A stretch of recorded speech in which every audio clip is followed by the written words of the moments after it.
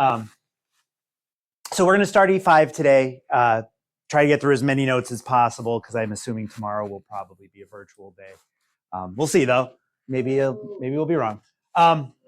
We are going to do a quiz on E1 through E5 next Wednesday. So we have tutoring on Tuesday. Review sheet, if it's not ready yet, so it will be ready tomorrow in some way, shape, or form. So you may just have to read it off the computer instead of having or print it if you have a printer. But I may not be able to get you a physical copy of it. Not the end of the world, but it will be there tomorrow. I did move some things around in this unit. I think it should make E1 through E5 for the quiz a little bit more cohesive, because if you could do E4, if you were one of the 5 people that were here yesterday and got a lot of practice with E4, there isn't much different to do on E5. So we're going to start out with something that's not, you don't have to know for the AP test, but it really does explain what we're doing and why we're doing it. So I do like to talk about it. It's the mean value theorem for integrals. So thankfully, we don't have to get confused with a second mean value theorem and then differentiate the two. But it's more just the picture of it and what's going on there. So I think that's what this first paragraph or sentence or two says.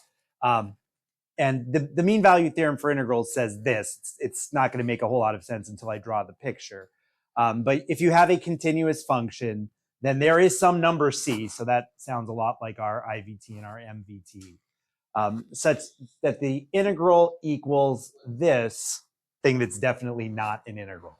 So let's take a look at the picture and see what the heck this means, because this is kind of what we're going to be doing when we find the average value of a function, or at least it's related to it. So the left-hand side of our picture says the integral from a to b of f of x dx. What does that mean in terms of this picture? When I integrate, what do I find in terms of the graph? Yes, but that would be more in terms of like a story problem. So yes, the change, but in the graph, I'm thinking, what did we do in E1? What did we do in E3 to estimate an integral? Area under the curve, thank you. Yeah. Is that what you said? Yeah, but you whispered it. He said it with authority. So he won out. You didn't say fast. Yeah, so this integral from a to b represents the area under the curve. So that integral is equal to what I have shaded there in terms of area. Okay. The hash mark I have here is our c. And if I plug c into the function, I will get f of c. So that is this number right here. And we have a product of two things. We have that f of c times a number, which is b minus a. Those are two numbers being multiplied, and that can always be represented by a rectangle. Think of them as a length times a width. Oop. I jumped. We'll fill in the words next. So if I draw a rectangle like that, that rectangle has a width of b minus a. Agree?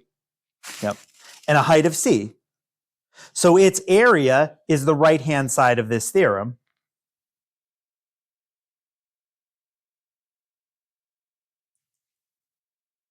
And what the mean value theorem is that you have to find the right c. This isn't going to work everywhere, but somewhere along that curve, there's a c where the blue area equals the orange area. Does that make sense? Obviously, it wouldn't be here. I guess I should point on my screen for people watching the video. It wouldn't be here, because if I drew a rectangle here, the blue area would be bigger than the orange area, right? It wouldn't be here, because the blue area would be smaller than the orange area. But somewhere along that curve, there's a spot that does it. And that should feel really similar to the mean value theorem. It just didn't, in the fact that there's a value somewhere. You don't know where it is. So filling in what these stand for, the integral represents the area under the curve.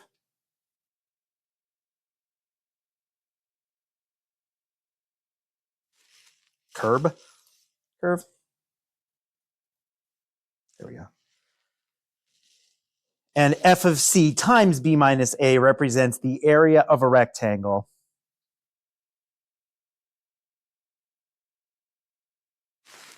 with base between a and b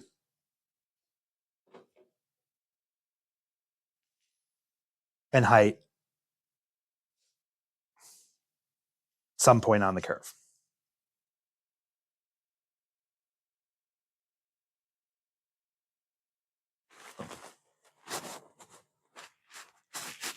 So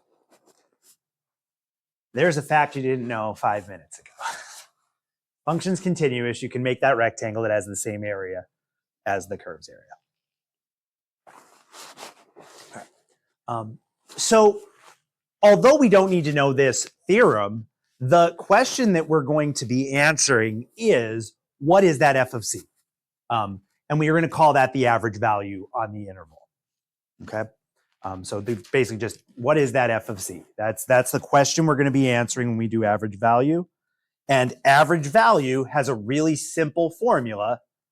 You integrate, but you multiply the answer by a fraction. And that fraction is just 1 over the width of the interval. Okay, so this formula is actually a little bit more complicated than it needs to be, because this is just 1 over however far apart those two numbers are. Make sense? So if it's 0 to 4, this is going to be 1/4. So a lot of times it actually is just really simple, because these are usually just small, integer values. Okay. So let's take a look at a couple examples, because in the end, really a lot of this is just practicing integrating. That's why I moved it here, because we just learned how to integrate a couple days ago. Let's just keep practicing it. What is the average value of f of x equals 7 minus x squared on the interval from 0 to 3? So we are looking from 0 to 3. So we've literally just, to find that average value, we write 1 over 3, and then we integrate from 0 to 3, 7 minus x squared, and we don't forget to write the dx.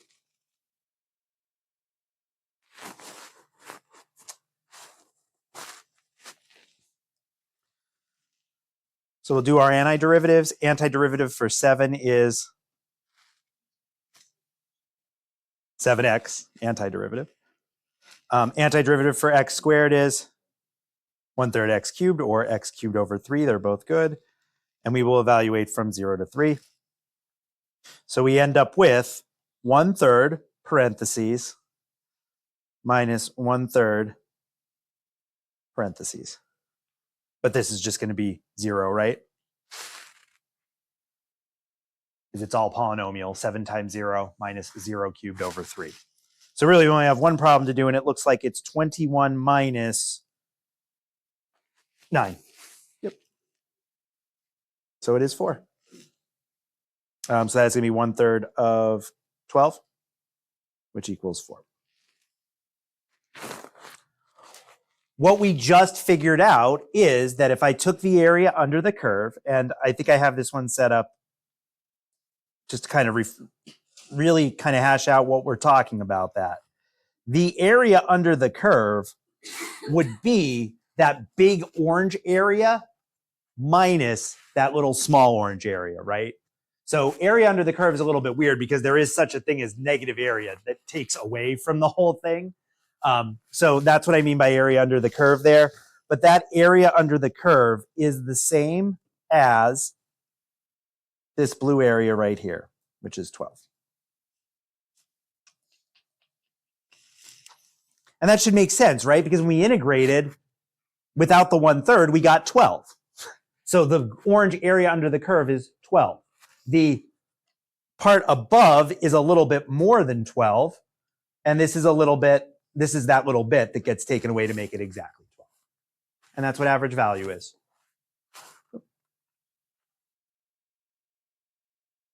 Yep. Yeah, we actually don't have a whole lot to do here, which is good. Yes, sir. Yeah, go for it. All right. So now we've got two things that we may be asked to find, and they both have the word average in them, right? We have average rate of change of Remember when limits are hard, fame. Those are the hardest thing in the world we've ever seen. And then we've got this average value of a function.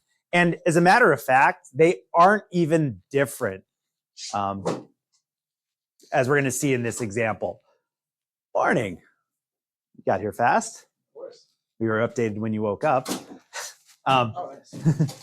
So, example 2, here's a table. The function f, capital F, and its derivative, little f, are given in the table below. So that's something we're used to seeing. That'll happen a lot, but they'll always tell you that capital F has f, little f as its derivative. Find the average rate of change of the function f using a difference quotient. So that's our unit A problem. Find the average rate of change of capital F. So what do I have to do? Oh, I guess that I already answered it. I said using a difference quotient. So we'll just do capital F of, I guess I probably should have given a range on 0 to 5. And we will be consistent with that. F of 5 minus f of 0 over 5 minus 0, which is 32 minus 12, easy, over 5, which is 20 over 5, which is 4.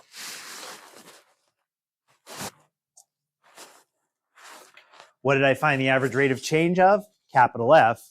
So what did I use in my difference quotient? Capital F.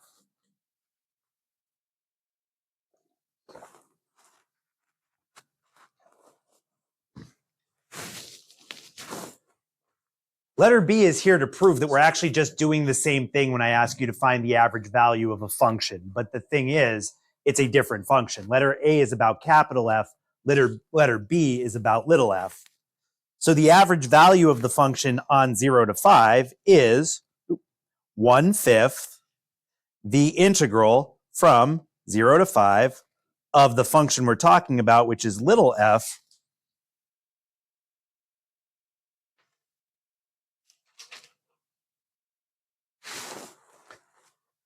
and then the question becomes, what's an antiderivative of little f? Big F, right? Little f is big F's derivative, so big F is an antiderivative for little f. So that just becomes 1/5 capital F of x from 0 to 5, which means we need to do 1/5 times f of 5 minus f of 0. Are we doing different math than we did when we did the difference quotient? No, it's the same thing.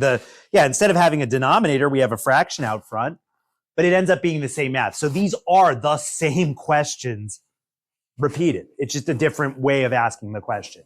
But you have to know where to go. Average rate of change is more direct. I'm using capital, it's about capital F, so I just plug capital F in the difference quotient.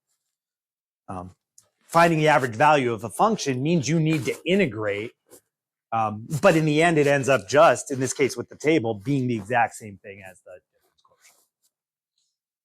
Okay. All right, and this problem should be familiar because it's one from a test that you had before. It's a good chance to do something calculator active. But this, when you guys took this on a test, we didn't know how to integrate yet, so I had to pull off question B. But one year, a little while ago, this is an older question, 2014, but I think it's a really good one. They did ask you they wanted students to find the average rate of change and then the average value of the function, although they didn't necessarily use word average value.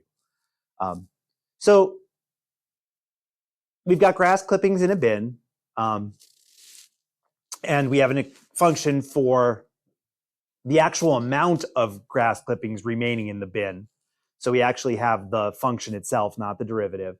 A of t is measured in pounds and t is measured in days. They want the average rate of change and they want units of measure. So if they say average rate of change, that's the difference quotient. So we need to do A of 30 minus A of 0 over 30 minus 0. If this is calculator active, the next thing I'm going to write is my answer. I just want to repeat that because I remember when we did this the first time. Calculator active, show what you typed in and then show the answer. That's all you need to do here. So I'll jump over to Desmos. I'm going to put that function in. I'm just going to do f of x, or not, f of x equals, peak, thanks, 6.687, 6.687, and then that's going to be times a different base, 0.931 to the x, 0.931 to the x. Okay.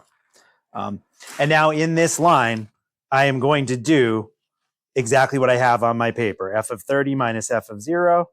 Oop, not f sub 30.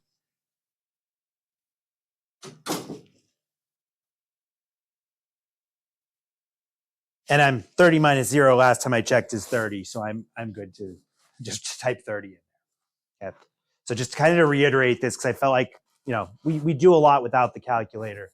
That's it. That is all you need to do to answer a question like that. I've got that difference quotient written on my paper.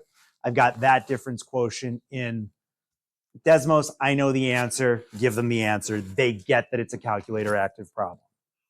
So, all right. That was negative 1.96 or 7? 6/8, so we'll write 7. But we would not be wrong if we wrote 6, because truncate or round, right? Both are allowed. And what are my units of measure? It is an average rate of change, and negative 0.197 pounds is an amount of pounds. Per day. Yep, per day, because they gave us that one. Yep. Cool.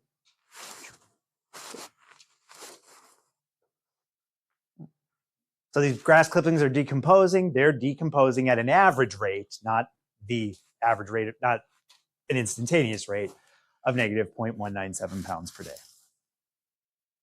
Okay.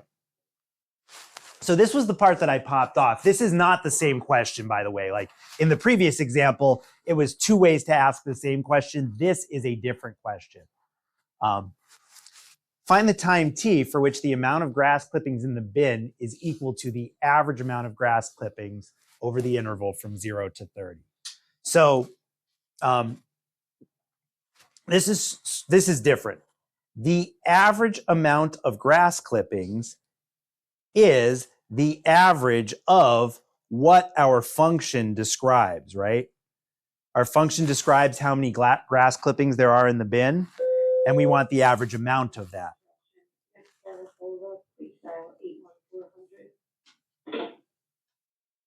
So this question is asking for the average value of A of t without saying value of A of t.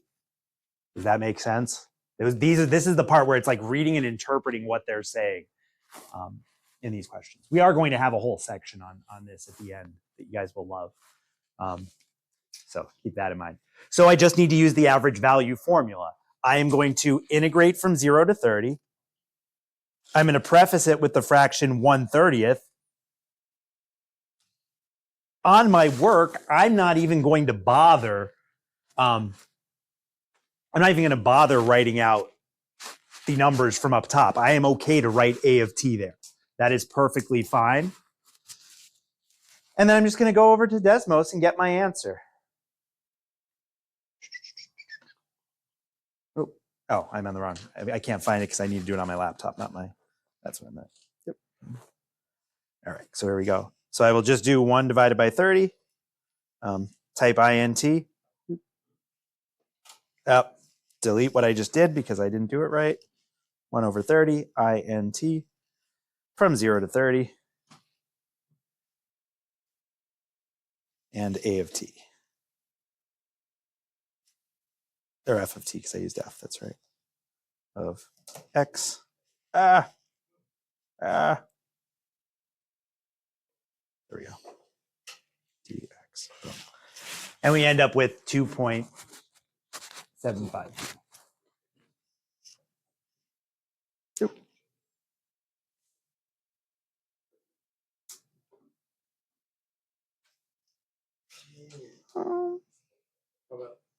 Oh, okay.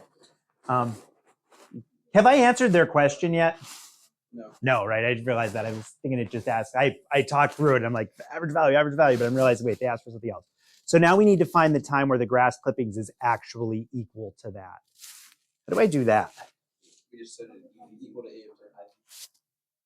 Even easier. Yeah, if you set it equal to A of t. But how do I do that in Desmos? We need to find when A of t equals this number. Yes.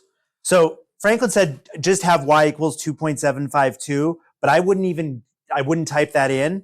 If I want y to equal that number in Desmos, I type y equals that integral.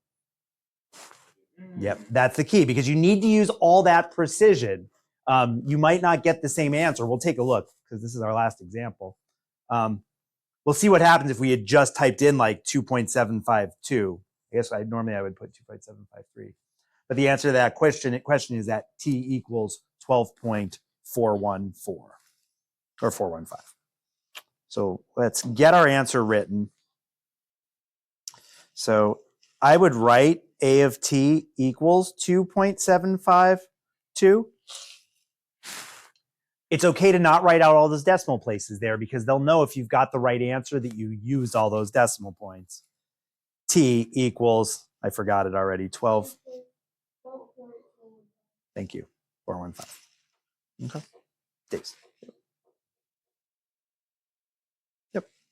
I think you didn't need the word days there, but there's nothing wrong with it because they said find the time t. So t equals was good enough for their answer, but nothing wrong with writing days as long as you're sure that it is the right label. Let's see what would happen if we didn't round because you never know. What if I had instead of this just typed in y equals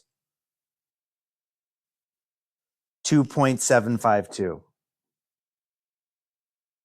Do we have the correct number? We get y equals 12.418.